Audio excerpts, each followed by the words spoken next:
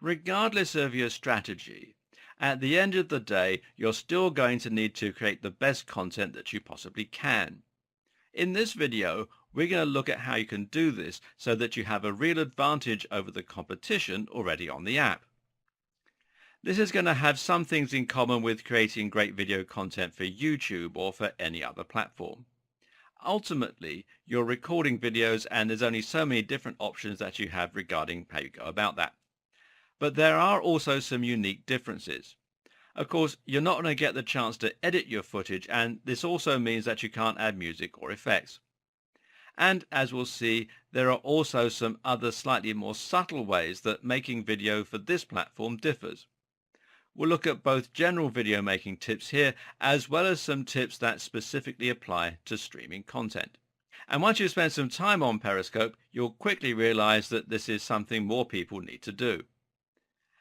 As I mentioned, live streaming videos mean that you can't add any editing after you've already filmed the video. This also means you'll need to do as much as you can to add to the footage in other ways.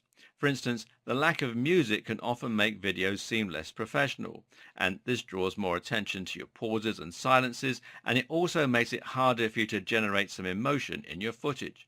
So, what can you do to get around this? Well, simply add some music in the background.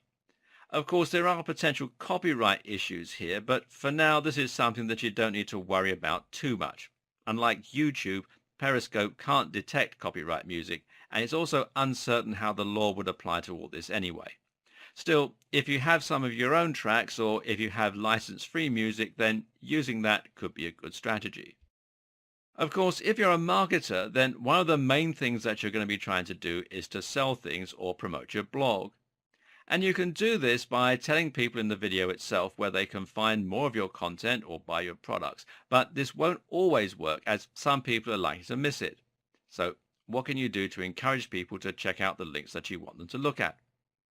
Well, one easy answer is to share those links right on the video. On YouTube, you might do this by having a caption on the video or even a link.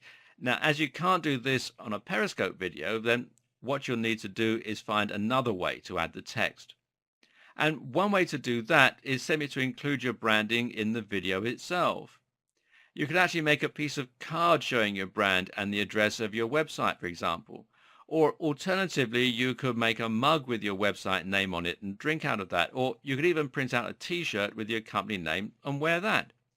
This way, at any point during the video, your audience can decide that they want to learn more about your brand, and they can then visit your website to do that. Finally, one last tip is to think about the scripting and the structure of your video if you intend it to be informational. The big problem here is that people are going to be tuning in to watch your footage at various different points in the video, and sometimes they'll be tuning in when you're already halfway through the talk. If you're waffling on for ages with no plan and no rhyme or reason, the people who miss the very start will be lost and they probably won't want to keep watching. Now, to get round this, make sure that you continuously recap on the topic of your video and what you've already covered so far. Likewise, the right structure can also help with this to a large extent. List videos in particular work very well because these ensure that people can quickly catch up with what's being said. For example, the top 10 pec exercises is a great video because people coming in at point number 8 will still be able to learn 2 useful exercises. What's also good about something like this is that it's going to allow you to have a structure to keep referring back to. Of course, part of the appeal of this kind of content is that you can interact with your audience and you can answer questions, so you can't actually follow a rigid script. However, if you have a structure, then you can easily get back on course once the topic gets derailed. Other props can also help with this. For instance, why not have a whiteboard in the video and refer to that occasionally? If you're still stuck for ideas of videos to make, here are some good suggestions that will work very well for a variety of different niches. And the first one is how-tos. Talk your audience through how to do something and answer questions as you go. Then there are countdowns. Now, as I just mentioned, top 10 lists and the like often work well. Then there are songs. If you're a talented singer or musician, then share that talent. People love live performances. Concerts? Well, better yet. Then there's AMAs. Now, AMA is Ask Me Anything. In these videos, one person will put themselves forward and answer questions on any topic. Then there are interviews. Get someone interesting on your show and interview them. There's also debates, launch events, talks over lunch or breakfast or on the commute. Find a point in your day to chat to your audience and share a tip then. This is both personal and informative at the same time. Then, of course, there's product reviews, and these work great on YouTube, and they'll be just as effective on Periscope.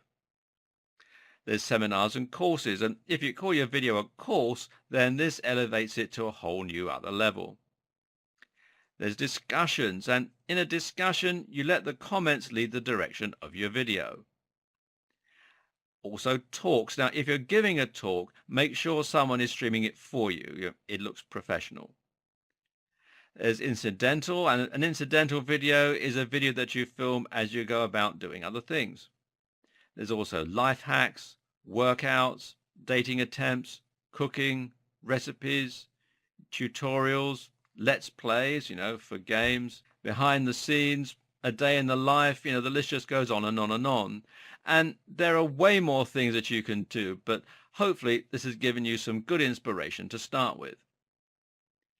What's also key to making sure your video is a hit is to present it well so that people enjoy watching it. To do that, you need to make sure that you're looking good and that you're able to communicate your very best. So this is a real skill, and it's even harder live as, once again, there's no option to edit anything. One key point to get out of the way, though, is to always keep going. In other words, if you stutter or you make a mistake, then just recover and keep going. Don't draw attention to it. Of course, you want to limit your stuttering as much as possible, and one way to do that is to simply talk a little more slowly. The slower you talk, the clearer you'll become, the more you will enunciate, and actually the more confident, calm, and intelligent you'll sound. It's very easy to speed up when you're talking, without actually realizing it. So make sure that you're going slower than you think you should be. It actually pays to watch yourself back. The same goes for your presentation skills. Once again, playing your footage back will allow you to see where you're going wrong and how you could maybe be more charismatic. The answer in many cases is to try and be bigger. In order to come across as charismatic, research says that it's important to gesticulate more. This makes you seem passionate about what you're saying, and it makes you take up more space. Both of those things are great in capturing the imaginations of your audience. The same goes for the way you say things. Try to sound over the top like a children's presenter.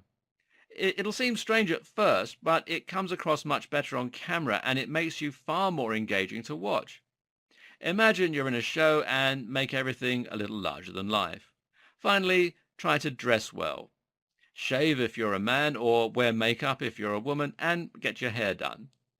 These small things add polish to your appearance, and the result is that you'll seem much more trustworthy, successful, and attractive.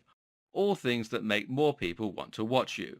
Finally, consider the following pointers to make your videos seem more professional.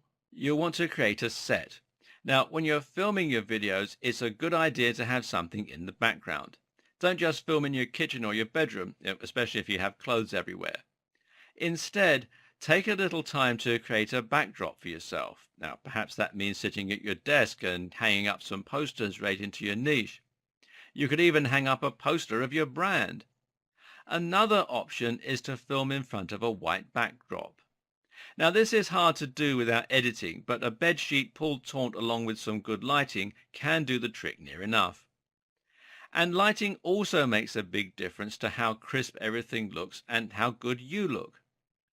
Ideally, you want to set up what's called Rembrandt lighting, which is lighting that is coming specifically from one side.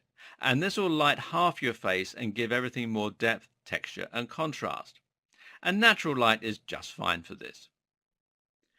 At the moment, Periscope does not support streaming video with anything other than a smartphone. It doesn't matter though. It just means that you need to get a new smartphone with a decent camera. Make sure that the front-facing camera is good too. This is just as important for you to capture great footage, as often you'll want to see yourself in the shot as you're filming. Think too about the quality of your sound. This comes down to the quality of the microphone in your phone, but also the acoustics of the room you're filming in. So you want to avoid filming in large, echoing rooms.